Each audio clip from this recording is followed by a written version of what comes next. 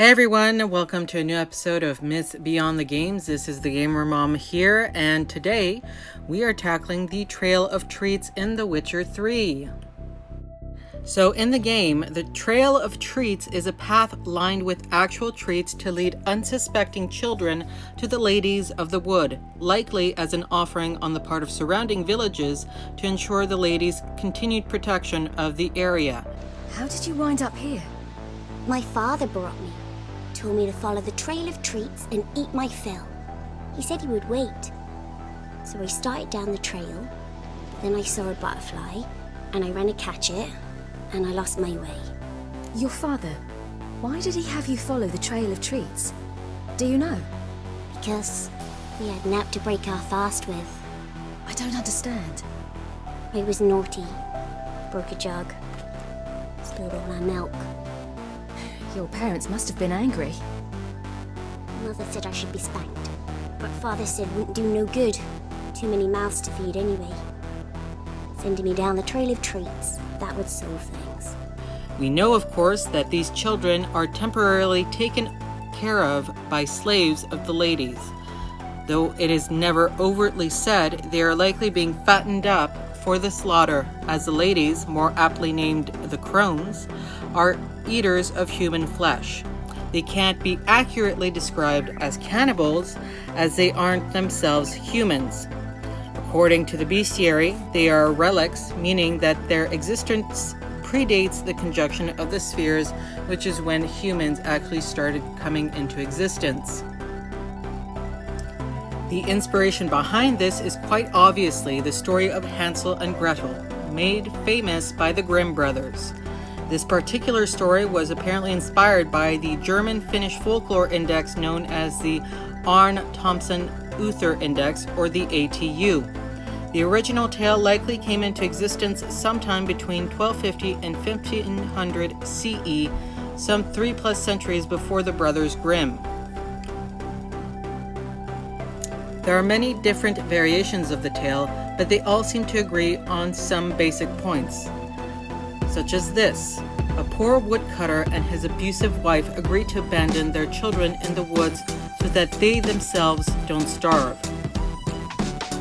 Talk about parents of the year. And they not only did this once, but 3 times, because every time they tried initially, Hansel had been able to find their way home thanks to a trail of pebbles.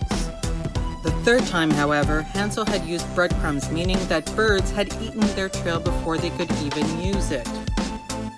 Lost and scared, the 2 children eventually come across a cottage made of gingerbread, cakes, and other sweets.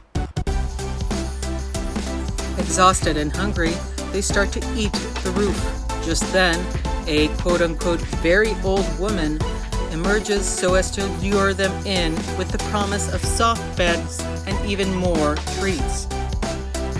As we all know, however, she did this under the pretext of eating them, as she is a bloodthirsty cannibal. Just as she is about to put Gretel in the oven, however, the little girl tricks the quote-unquote witch and shoves her into the oven, reducing her to ashes. Gretel then frees her brother, and together they find the witch's secret treasure trove, bringing what they could with them as they set out to return home.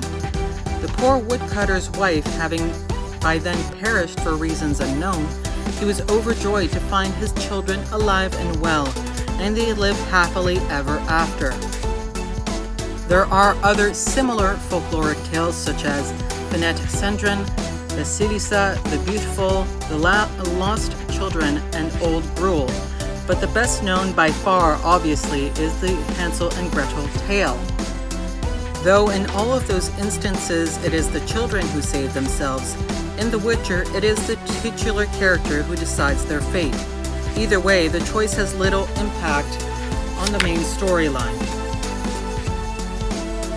Now, the likely reason why this tale has endured and prospered as it has is that it celebrates the traditional patriarchal home and denigrates the adult female characters. In medieval Europe, it was certainly popular due to the high rate of child abandonment brought on by a combination of lack of birth control, poverty, famine, and tension in second marriages after wife number 1 died in childbirth.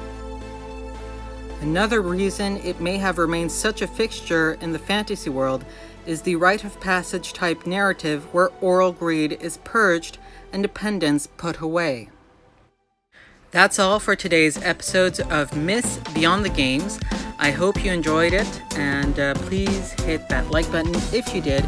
Also, hit subscribe with the little bell button so that you are aware of any new episodes and or video clips coming out on my channel. As always, be the change you want to see in the world, keep each other in love and respect, and I'll see you all next time.